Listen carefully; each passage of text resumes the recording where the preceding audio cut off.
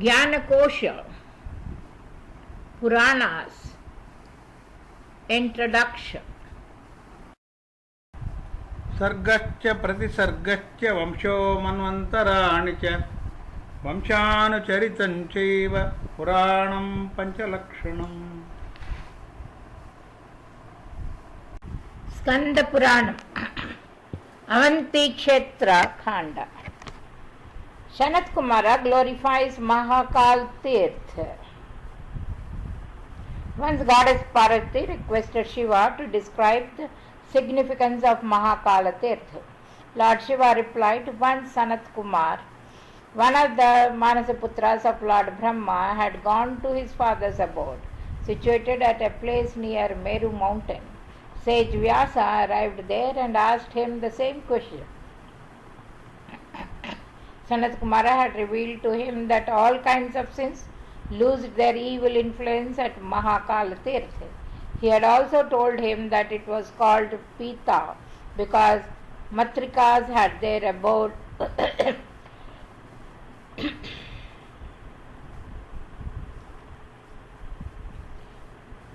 over there. Anybody who is fortunate to leaving his mortal body at this holy place is freed from the vicious cycles of birth and death. This place is very dear to Lord Shiva and is also called by various other names like Ekamark-1, Mahakal-1 and Vimukti Kshetra. Kapala Moksha. Once Lord Shiva arrived at Mahakal forest with a skull in his hand. All the trees and vegetation were delighted to find him in their midst. They requested Lord Shiva to remain there forever. Lord Shiva told them that it was not possible for him to stay there forever, but on being requested once again agreed to stay there for at least a year. After 1 year, when the time for departure came, he released the skull from his hand as a memorial. When Lord Brahma came to know of this incident, he instructed all the deities to reach Mahakal forest without wasting any time so that a grand yajna could be performed at the place where Shiva had left the skull. All the deities went to said place and worshipped Lord Shiva by employing the rituals of Pashupati Vrata, which Lord Brahma had taught them. Lord Shiva became pleased by their devotion and said, perhaps you all are not aware that there was a specific objective behind my act of releasing the skull from my hand. This act of mine was done to protect your lives, but it seems you are unaware of its significance. In a way, all of you have already received my blessings in advance for your deep devotion. What else do you wish for? Deities were amazed by Shiva's statements and were wondering why Shiva was trying to convey. What was he trying to convey? So they requested Shiva to unravel the mystery so that they could understand what he meant to say. Lord Shiva told them, the followers of Maya were planning to kill you while you were busy doing penance, but no one of you was aware of their evil motive. I came to know about this in my deep state of meditation and dropped the skull from my hand. As soon as the skull touched the ground, a thunderous sound was made, as the result of which all the demons were killed instantaneously. All the deities thanked Lord Shiva for protecting their lives. In course of time, this particular place became famous as Kapala Moksha temple and is presently situated in Ujjain. Various names of Ujjain Puri. Once Sage Vyasa requested Sanat Kumar to reveal why Ujjain Puri was known by various names like Kanakashringa, Kausthali, Avanti and Padmavati. Sanat Kumar replied, once Lord Brahma and Lord Shiva arrived at Ujjain Puri in search of Lord Vishnu, who had disappeared from his abode. To their pleasant surprise, they found Lord Vishnu staying there. Both of them requested Vishnu to allow them to stay at Ujjain Puri and said, O Lord, when did you create such a magnificent place with golden mountain peaks? Allow us to live in this beautiful city, for we cannot live in your separation. Lord Vishnu requested Brahma to make his abode in the northern part of the city, while Shiva was told to make southern part of his abode. Lord Vishnu then told them, since you have referred to this place as a city of golden mountain peaks, therefore from now onwards it will become famous as Kanchan Shringa, golden peaks. Sanat Kumar then went on to explain why Ujjain Puri was also called Kusha Sali. Having created the world, Lord Brahma requested Lord Vishnu to nurture it. Lord Vishnu agreed on the condition that Lord Brahma provided him a pious place on the earth from where he could perform his duty. Brahma then picked up a handful of kusha grass and threw down on the earth. This way Lord Vishnu performed his duty as the nurturer of the world, sitting on the seat of kusha grass. This is the reason why this place came to be known as Kusha Sthali. Sanas Kumar then described how Ujjain Puri also came to be known as Avantipuri. Once after being defeated by the demons, deities fled to Meru mountain. Later on they went to Lord Brahma and sought his help. Lord Brahma took all the deities to Lord Vishnu. Hardly had they reached the abode of Vishnu and offered their obeisance, then they heard a heavenly voice. There is a sacrosanct place called Kushasthali in the forest of Mahakalvan. This holy place is graced by the presence of Lord Mahadeva. Go there and engage yourself in austerities, and you will certainly become the master of the heaven once again. Subsequently, all the deities went to a place called Paisacha Mochana, situated in Kaustali, and engaged themselves in various austerities. As prophesied by Vishnu, the deities indeed defeated the demons and became the ruler of heaven. The term Avan means the protector, and since it had protected the deities, hence it became famous as Avanti. Sanat Kumar also described how Kaustali also came to be known as Ujjaini. Once a demon named Tripur did an austere penance to please Lord Brahma. When Brahma appeared, he expressed his wish of becoming immortal. Lord Brahma fulfilled his wish, as the result of which Tripur became arrogant and started tormenting the deities. The deities sought the help of Lord Shiva, who assured them that he would kill the demon. Subsequently, Lord Shiva did kill Tripur with his most lethal weapon, Pashupati Astra, after a fierce battle. The place where this incident took place became famous as Ujjaini because of the fierce battle fought between Shiva and Tripur. Continuing with the tale which described the reason why Ujjain Puri also came to be known as Padmavati, Sanat Kumara told Vyasa, during the time of ocean churning, ambrosia had also emerged from the ocean bed along with many other valuable things. The demons wanted to drink ambrosia so that they could become immortal, but the deities were against this idea. Very soon the arguments turned into a major dispute and both the sides started quarreling. Narada requested Lord Vishnu to do something in this regard. Lord Vishnu disguised himself as a beautiful lady and was successful in infatuating the demons. Finally, he started giving ambrosia to the deities, who after drinking it became immortal.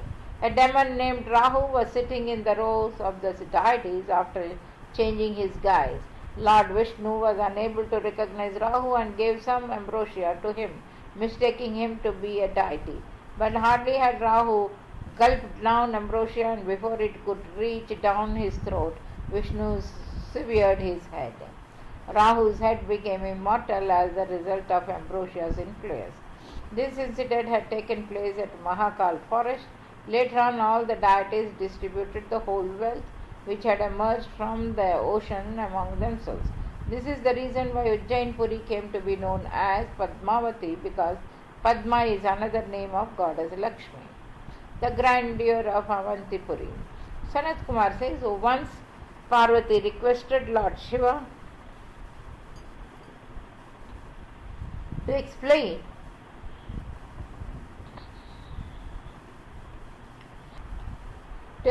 why Avantipuri was considered so holy by the devotees. Lord Shiva told her that it was so because there were numerous holy places situated over there. Lord Shiva had told her there are 4 holy rivers flowing through the different regions of Avantipuri: Shipra, Divyanav, Nilaganga and Gandhavati. There are temples belonging to 84 Shivalingas, 8 Bhairavas, 11 Rudras, 12 Adityas, 6 Ganeshas and 24 goddesses. Not only this, there are also temples of Lord Vishnu and Brahma. Avantipuri is spread in the radius of 1 yojana. There are temples belonging to 10 different incarnations of Lord Vishnu: Vasudeva, Ananta, Balarama, Janardhana, Narayana, Hrishikesha, Varaha, Dharnidhara, Vamana and Lord Vishnu himself taking rest on Sheshanag. Apart from these, there are many other holy places situated at Avantipuri, which enhances its sanctity and holiness. The descent of Narmada. Explaining the reason why Narmada had to descend down to earth, Sutaji narrated a tale to the assembled sages. One sage, Markandeya, was taking rest at the bank of river Narmada, where Yudhishthira, accompanied by Draupadi, arrived there. Yudhishthira curiously asked Markandeya about the reason he had chosen the bank of Narmada as his resting place, when there are so many other holy places of greater significance. Sage Markandeya recounted a tale which said how some sages had requested King Pururva to bring down river Narmada to the earth so that the whole world becomes liberated from its sins. Describing the holiness of Narmada, sages had told Pururva, the holy Narmada is capable of liberating the whole world from its sin. So you should find means so that Narmada descends down to earth. Later on, Pururva did an austere penance to please Shiva. When Lord Shiva appeared before him, Pururva expressed his wish. Shiva instructed Narmada to descend down to earth, but she told him that she needed a base for that to happen. Lord Shiva then instructed Paryank, the son of Vindhyachal mountain, to hold Narmada while she descended down to earth. Paryank agreed to do that, and this was how Narmada came down on earth. Initially, the whole world was flooded with the waters of Narmada, but at the request of the deity, she minimized her size. Narmada blessed Pururva and instructed him to perform the rituals of Tarpan in the name of his ancestors so that they became liberated from their sins. Pururva complied, and thus by performing Tarpan liberated all his ancestors. Having finished his tale, Markandeya told Yudhishthira that one who takes a holy dip in Narmada attains virtues similar to that of performing Ashwamedha Yajna. Narmada marries Purukushtu. Markandeya said, O Yudhishthira, King Purukushtu was Samudra in his previous birth and had been cursed by Brahma. The descent of Narmada on earth made the deities extremely delighted, and they requested Narmada to give them the privilege of experiencing her divine touch. But Narmada refused to give them that privilege on the pretext that she was still unmarried and it would not be proper for her to do so. All the deities then requested her to become the consort of Purukushta, to which she agreed. This way Narmada married Purukushtu. After getting married, Purukushtu requested her to liberate his ancestors so that they could attain to heaven. Narmada readily obliged, and this way Purukushtu contributed in his ancestors' departure to heaven. Manu receives a boon from Narmada. Markandeya said, Manu ruled over Ayodhya during Swayambhuva Manvantara. One day while he was going to sleep, he heard a peculiar sound, as if numerous small bells were ringing. He was perplexed and could not ascertain the cause of that sound, so he asked sage Vasistha about this. Sage Vasistha made a revelation by which Manu was startled. Sage Vasistha told him there is a holy place called Tripuri situated at the bank of river Narmada. The sound that you heard last night emanated from the small bells attached to a number of aircraft kept on the roofs of the residences of such people who are virtuous. O king, only Narmada is capable of giving salvation to lowly of sinners. Manu was highly impressed and decided to go to Tripuri along with his whole clan. All of them took holy dips in the Narmada and became liberated from all of their sins. Manu performed a grand yajna at the bank of Narmada, to which all the sages and hermits were invited. Narmada became pleased by his devotion and expressed her willingness to fulfill any wish that Manu desired. Manu requested her help in bringing down Ganga and other holy rivers to earth. Narmada blessed him and said, in the first half of Treta Yuga, one of your descendants named Bhagirath would accomplish this great feat of bringing down holy Ganga to earth. In the second half of the same era, other holy rivers like Kalindi, Saraswati, Sarayu and Mahabhaga would also manifest themselves. Jamadagni receives a Kamadhenu. Markandeya told Yudhishthira, sage Jamadagni was a great devotee of Shiva and he lived in Narmadapur. He spent his day chanting mantras in the praise of Lord Shiva. Once he performed an austere penance which lasted for a month. Ultimately, Shiva manifested himself from the Siddheshwar Linga and appeased before him. Lord Shiva asked Jamadagni to ask for anything he wished for. Jamadagni expressed his desire to have Kamadhenu so that he could perform his rituals and other religious obligations without any problem. Lord Shiva blessed Jamadagni and disappeared. The next moment Jamadagni found Kamadhenu standing in front of his hermitage. Now Jamadagni got everything that he wished for. This way he was a happy and contented life until one fateful day when he was killed by a greedy king named Kartavirya, who subsequently took Kamadhenu along with him.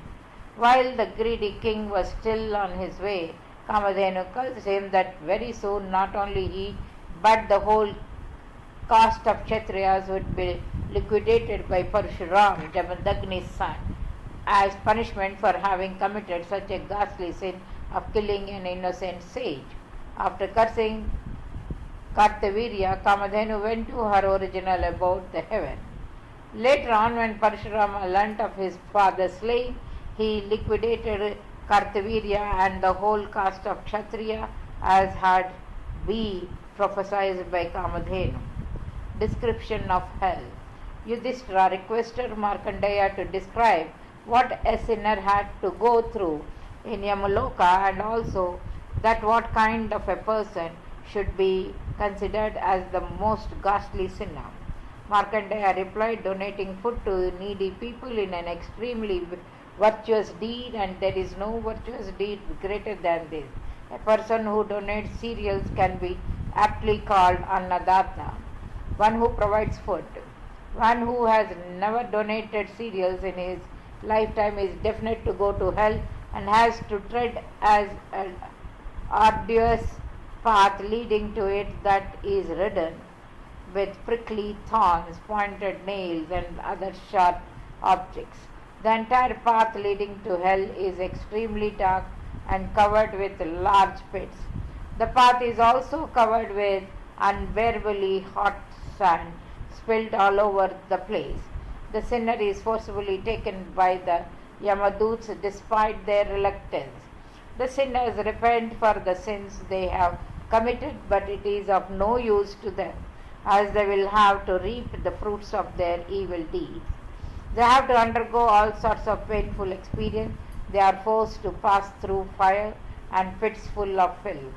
Those sinners who have atoned for their sins are not treated so harshly by the Yamaduts. After they appear before Yamaraj, Chitragupta reminds them of all the sins they had committed. Thereafter, Yamaraj orders his attendants to purify the sinners by putting them into the ocean of the hell. There are 28 types of hells: Atighora, Raudra, Ghoratama, Dukha Janani, Gorupa, Tarantara, Bhayanaka, Kalaratri, Ghatakata, Chanda, Machanda, Chandokolaha, Prachanda, Varaghnaya, Jagnaya, Avaraloma, Bhishni, Naika, Karala, Vikarala, Vajravishinti, Ashta, Panchakona, Sudhirgha, Parirvatula, Saptabhuma, Ashtabhuma, and Dirghamaya. Each of the latter hell is more horrific than the former. Sinners have to undergo unbearable pain and sufferings in the hell. They are tied up by very hot iron chains and hang down from trees. Yamaduts attach hot and heavy iron balls to their feet and thrash them with hot iron rods.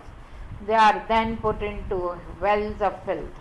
The tongue of a liar is rooted out with brute force, and a person who shows disrespect to his elders and teachers, his mouth is filled with hot sand and boiling oil. Similarly, immoral women who do not fulfill their obligation towards their husbands are thrown into a horrific hell named Lohakumbha. O Yudhishthira, a man's life is too short and uncertain. One is not sure when his final call would come. So one should try to lead a various life to the best of his ability.